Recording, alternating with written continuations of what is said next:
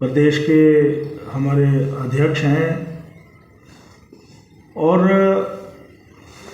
राष्ट्रीय अध्यक्ष श्रद्धेय श्री जगत प्रकाश नड्डा जी का जो अगले कल का दौरा 19 और 20 तारीख का है, प्रशासनिक दौरा है, वो यहाँ पर आ रहे हैं, परंतु संगठनात्मक वो हमारे राष्ट्रीय अध्यक्ष भी हैं और राष्ट्रीय अध्यक्ष का आगमन तीसरी बार केंद्र में श्री नरेंद्र मोदी साहब की सरकार बनने के बाद और केंद्रीय मंत्री के रूप में जिम्मेवारी मिलने के बाद नड्डा जी यहाँ पर आ रहे हैं।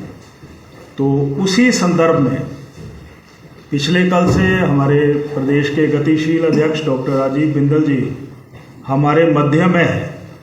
राष्ट्रीय अध्यक्ष जी के इस कार्यक्रम की रूपरेखा तैयार करने के लिए निरंतर हमारे बीच में है, हम सभी को मार्गदर्शन कर रहे हैं और सारे विषय को बहुत विस्तार से हिमाचल प्रदेश की राजनीतिक परिदृश्य क्या है, हालात क्या है, प्रदेश किस दिशा में आगे बढ़ रहा है, तो उस विषय में भी विस्तार से हम सभी के समक्ष अपने विचार रखेंगे।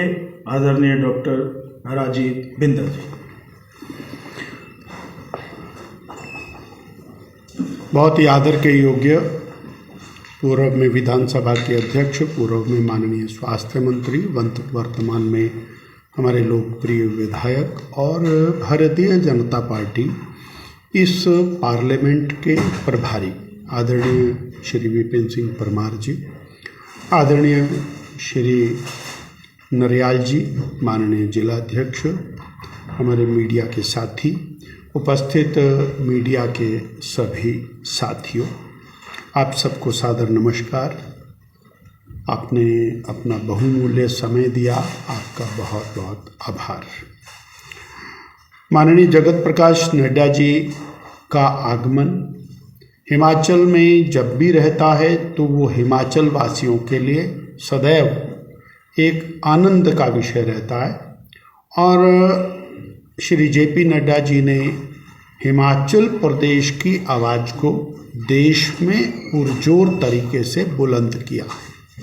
हम हिमाचलवासी सौभाग्यशाली हैं कि छोटा सा हिमाचल, 4 पार्लियामेंट की सीटों का हिमाचल और 4 पार्लियामेंट की सीटों के हिमाचल से निकलकर, एक छोटे से गांव से निकलकर भारतीय जनता पार्टी जो विश्व की सबसे बड़ी राजनीतिक पार्टी है उसके लंबे समय तक अध्यक्ष बने रहना, ये हमारे लिए गौरव की बात है।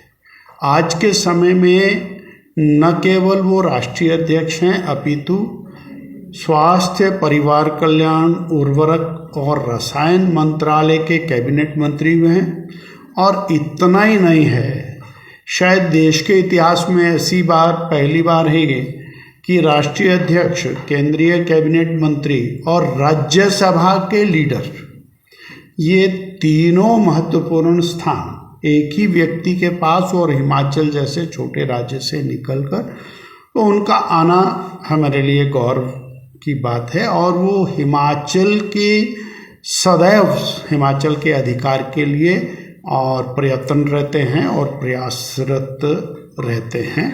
तो उनका अभिनंदन है, स्वागत है और मीडिया के माध्यम से भी हम उनका अभिनंदन स्वागत करते हैं। साथियों, आज की मीडिया की 2 बड़ी खबरें और वो खबरें हिमाचल के और वर्तमान परिप्रेक्ष्य की एक टिप ऑफ आइसबर्ग है। एक खबर है कि सरकार का खजाना खाली है, सरकार के पास तनख्वाह देने को पैसे नहीं है, सरकार के पास रिटायरीज को और बेनिफिट्स देने के पैसे नहीं है, सरकार के पास मेडिकल बिल भुगतान करने के पैसे नहीं है, परंतु कुछ ऑफिसर्स कोई पार्टी करते हैं और वो पार्टी का बिल लाखों रुपए का वो सरकार पे करती है। अगर इसको मैं एक शब्द में कहूं तो प्लीज इसको रिकॉर्ड करिए, माल मुफ्त दिले बेरहम। मुफ्त का माल है इसलिए दिल बेरहम है। मैं सीधा सीधा आपके माध्यम से सरकार के ऊपर आरोप लगा रहा हूं कि आपने चीफ पार्लियामेंट्री सेक्रेटरीज लगाए, गैर कानूनी तौर के ऊपर लगाए। 6 लोगों को आपने कोठियां दी, बंगले दिए, गाड़ियां दी, पर्क्स दिए, फाइलें दी, और हिमाचल प्रदेश के उच्च न्यायालय ने उनको बर्खास्त किया। और आप सुप्रीम कोर्ट में उनकी लड़ाई लड़ने के लिए करोड़ों रुपया वकीलों को दे रहे हैं। फिर कहूंगा माले मुफ्त दिले बेरहम। अपनी जेब से देते तो पता लगता। फिर कहूंगा माले मुफ्त दिले बेरहम। मुख्यमंत्री जी ने कहा नेशनल हेराल्ड हमारा अखबार है, हम डट के देंगे। बाकी ये जो अखबार हैं ये हमारे नहीं है, हिमाचल में चलने वाले। हिमाचल में चलने वाला, और चाहे वो प्रिंट मीडिया है चाहे इलेक्ट्रॉनिक मीडिया है, वो हमारा नहीं है। नेशनल हेराल्ड हमारा है, जिसकी शक्ल किसी ने नहीं देखी, उसको हम करोड़ों का ऐड दे दिया है, देते रहेंगे। माले मुफ्त दिले बेरहम। ये हम जो कहते हैं कि financial miss appropriation, financial mismanagement is the only reason of financial crisis.